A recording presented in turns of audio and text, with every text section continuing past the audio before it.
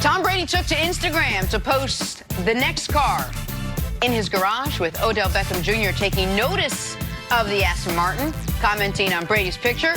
Waiting for mine too. Sheesh. Brady took the opportunity to get the trade target to New England. He wrote back to Odell, come to Foxborough for a test drive. Oh, look at this. Brady doing a little recruiting, see? No, no recruiting, man. I was following it on the gram because I follow them. Them is my guys and everything. Yeah. No, this is what happened. Tom Brady put it on there.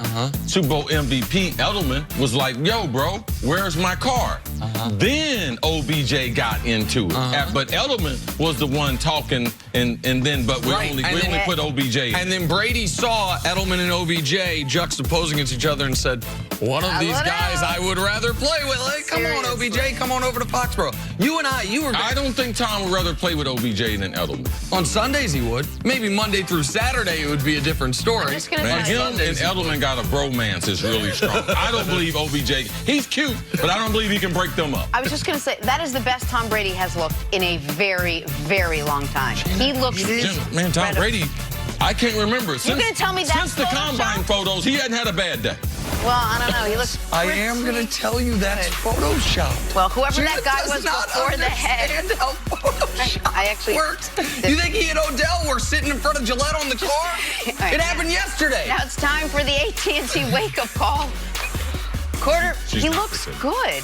Quarterback Case Keenum is on the move again. Washington has reportedly acquired Case Keenum from Denver, and that means they are out as a potential landing spot for Josh Rosen, something that was highly speculated.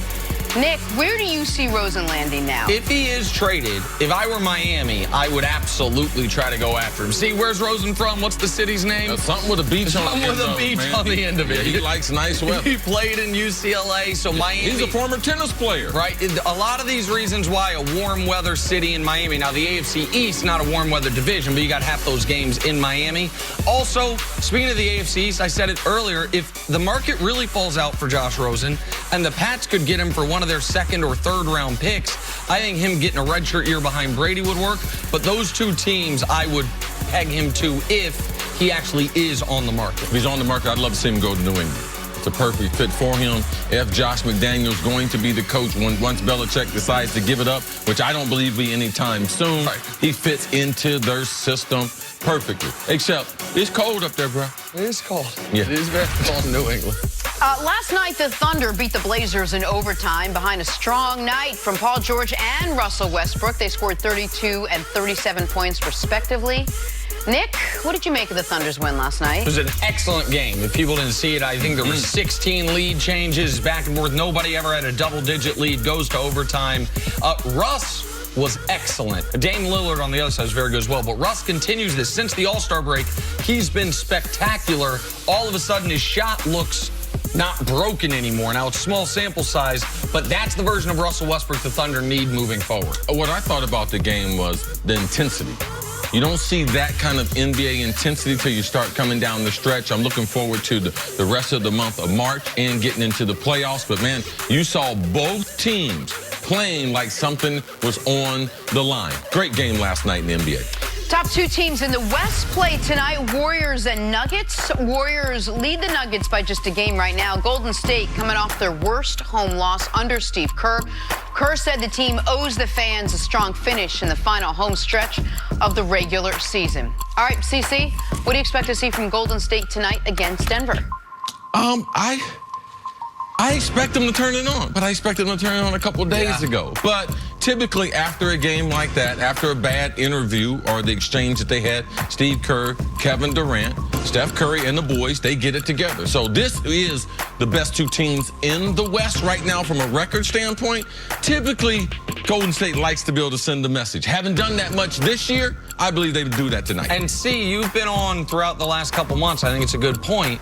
What happened to the Warriors dominating home court advantage? They already have 9 home losses this year. This would be their first time getting to double-digit home losses in the Kerr era. So that's something to watch. And this game matters for them. Like, you win this game, you're in great position for the 1 seed. You lose it, you're not. Go ahead. And Steve Kerr tried to give the team a message because he thought in this last year to make it special for the fans of Oracle, right, it's been less than special with 9 home losses. Because even though they're just moving across the bay, it'll be a totally different crowd when you're in Tech, San Francisco, as opposed to Oakland.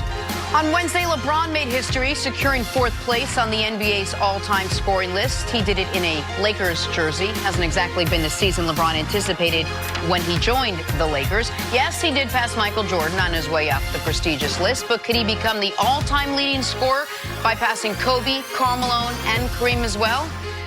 Nick, what do you think? You think LeBron passes Kareem at some point? So he's going to pass Kobe next year, and he'll pass Karl Malone a couple thousand points thereafter. It would be shocking if he doesn't get at least to number 2. It would take a career-ending injury for LeBron to not get to at least number 2. I would say passing Kareem is less of a sure thing now than it was going into the season.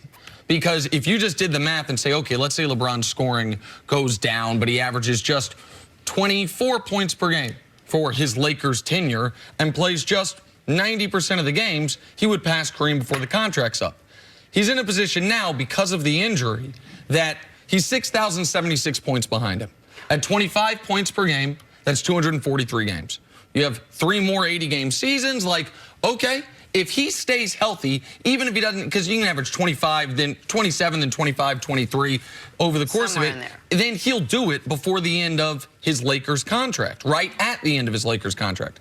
But one more injury, and it doesn't have to be a season ender, one more month of missed games, and he would not do it unless he signs another contract, whether with the Lakers or someone else. If he gets hurt one more time in the next 3 years, he would need an extra year extended on the back end of his career. And I don't know if he thought this was going to be his last contract or his second to last contract. Do you think that's important to him, CC? Do you think that we talk about whether he's a scorer or a passer and the accolades and the accomplishments and all of it? Do you think that the scoring title is important to him, the all-time? I don't think it's as important to him, because on his way there, like, because to me, what LeBron is about, it's about winning games. And if he can happen to do that by winning a lot of games, playing for championships, he would take it. But I don't believe it's a real goal for him. He couldn't believe he passed Michael Jordan to get to number 4. So if that's true, then he wouldn't be able to think that he can get to Kareem. It's one of those kind of things that, man, it's less than 1% of the NBA superstars are going to be able to play that consistent for that type of length based on Kareem, the type of athlete he was. Man, he was ahead of the curve as far as the technology, getting injured. Am I going to take my ankles, how to eat, how to train, yoga? Like, Kareem was way ahead of the curve. So LeBron is a freak of nature, and he has incorporated all those things, the eating, the investing in his body, all those things you can do. But when you miss 18 to 20 games, it affects that ability. So, no, the most important thing to LeBron is winning another championship. It's not any other, passing to anyone, because it's not going to matter. If he doesn't win another championship in the pantheon of players, I don't believe he's going to go up or down with that being the best scorer. I don't believe that those are just numbers right now. And I do not think LeBron has this number circled as this is one of my career goals. I'm sure he'd like to get there. And by the way, I think he will get there. I think he'll average more than 25 a game over the next couple years at least. And I don't think the one injury means he's now all of a sudden going to become an injury-prone player. It becomes harder if they add a young superstar. Yeah. If they add Anthony Davis, because Anthony Davis should score 27 to 30 points. And the lowest scoring of his career, other than his rookie year, were those Miami years when he had the most talent around him. But what I don't think LeBron would do is hang on an extra year just to go get this. Like, if he doesn't have it by the end of this Lakers contract, he'll make up some other excuse. I just want to play. I mean, just because most guys at the end, like, we're not seeing their best, but if they want to play, like, man, this guy's been so good, he should continue to play. No, and I don't think that'd be an excuse. I think if he still wants to play, well, it's not an excuse just saying I want to play. Right, that's my point. I mean, people will always say LeBron, because if they're not competing for championships, they will say he's only out there trying to compile stats. And I don't feel that way about Dirk right now. Like, I don't think Dirk's just, because Dirk can catch wilt, by the way, to move into the top 6 at the very end of the season. I think people look at Dirk and say he's not doing it because he wants to move up the scoring list. He's doing it because he wants to keep playing. I don't think LeBron will hold on an extra year for this. Maybe he holds on an extra couple years at the end just because he wants to keep playing. Or to play with his son anything like that. But I think passing Jordan, it was clear, was very important to him, became important to him. I don't think passing Kareem was one of the things I've got to do it. I think he will do it, but I don't think it's something that he had circled I have to do in my career. All right, let's move on and talk some Kyler.